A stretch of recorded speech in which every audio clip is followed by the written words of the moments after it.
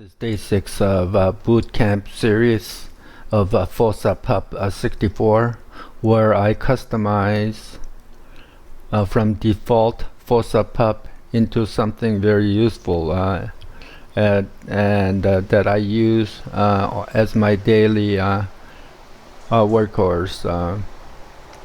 So today I'll be talking briefly about the command of Window Manager Control wmctrl, and that's already installed in almost all the puppylinux distros.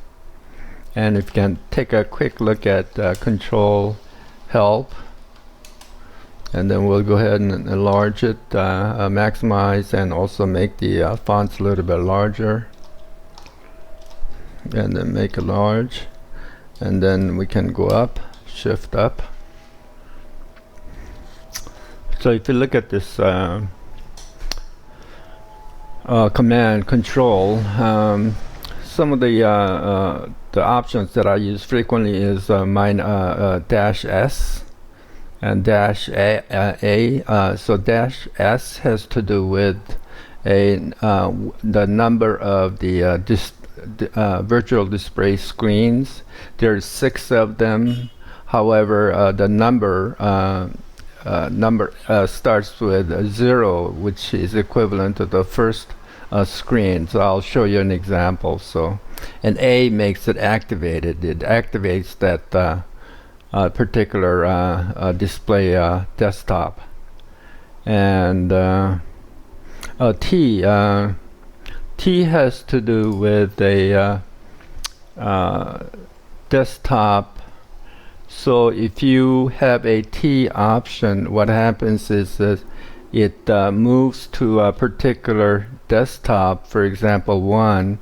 So what you end up is never having double application open in 2 different desktops. So I will show you in action. So T is very important, so that eliminates the possibility of duplication of a browser running in desktop 1 and desktop 6, for example. And X has to do with the identification of that particular application. So I'll just go ahead and show you. So I have some example of let's say rocks.sh. So if I type in rocks.sh, what happens is it goes to desktop 1, which is second here, and it opens rocks, 3 rocks. One is one in downloads, another one in a storage partition for me, and a third one is where this is open at the root level. So, and all these little scripts that I'll show you today are all in the my application and bin, which is within the path. So to have all these scripts executable, you also have to run a command of a chmod +x, and the path of the script that's in here. So the name of the script. So then it will be activated, and you have to make sure that this what's called a shebang is proper, and then I'll go ahead and write down some of the simple scripts in the under description, so you can get an idea how this is done. So this rocks.sh opens 3 rocks files in the desktop number 2. So we'll go ahead and demonstrate it. So we'll just go ahead and type in rocks.sh, and see what happens to second screen. You notice that it goes to second screen, and there are 3 rocks file managers that gets open, so you can go ahead and move files, whatever you need to do. I'll go ahead and close those, and then we'll go back to the screen that where we were at before. So similarly, xrocks sh is very similar in that it activates rocks sh, which is what we just went over. But first, it closes all the active windows. So if you have a web browser open somewhere, and in that virtual screen 1, for example, and you have a music player and virtual screen 3, and so on. So if you enter xrocks.sh, it closes all those programs first, and if it's successful, then it starts the rocks sh. So it's just an example. So this is safety mechanism in that if you are working on a long letter in a LibreWriter, for example, and if you don't want to just close it and force and lose all the data, so this is safety mechanism. Close all sh is this small code gives you a chance to go ahead and save it first before it closes and then opens the rocks sh. So I think the typically, though, you may want to, this may be more common example. So let's say you have a gthumb, which is a program, a photo viewer and photo editor. So when you have this gthumb.sh, as I have written down, is it goes to display screen 3. Just remember, 0 is the first screen, so 2 is it opens here, and then it's X allows never to open a gthumb, another gthumb at any time when there's already gthumb open. So it opens, gthumb is open with certain folder. So we can go ahead and run this. We'll go ahead and enter gthumb sh, and then watch what happens in the display of virtual screen number 3 here.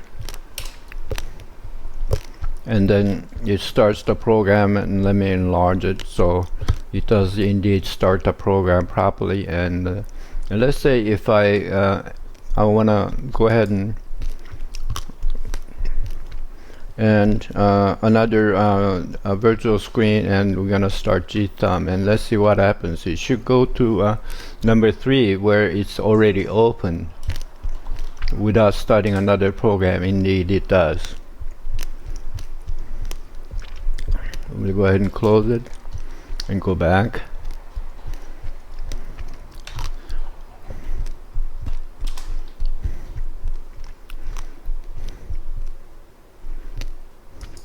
Let me just make a little bit of point about a browser sh.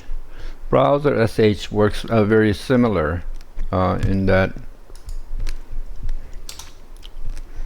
it doesn't need to have a double ampersand sign there. But so if what happens is, because a Vivaldi program is in what's called a portable program, is not a regular application. So for example, if I just type in Vivaldi, if it was a regular application, it will have some sort of a response, but there's no Vivaldi installed as far as this is concerned. But in fact, I do have a Vivaldi installed, and it is installed in a particular folder. It is installed in OPT, and then it's also within there is Vivaldi Portable, and then executable file is actually launch /nl.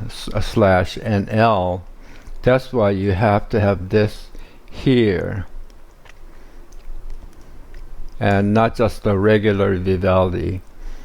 So it has to specify exactly the file that is executable to start the program. So we'll go ahead and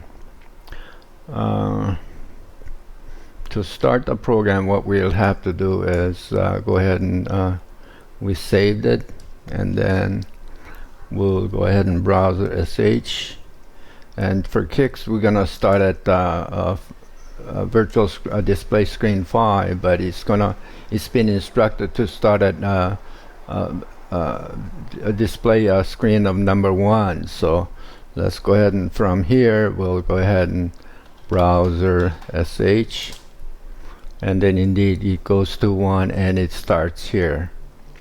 And if I type in another browser sh from another screen, likewise it's not gonna start another one, but it's gonna go back to a browser 1. So you can never start more than one browser when you have this kind of setup.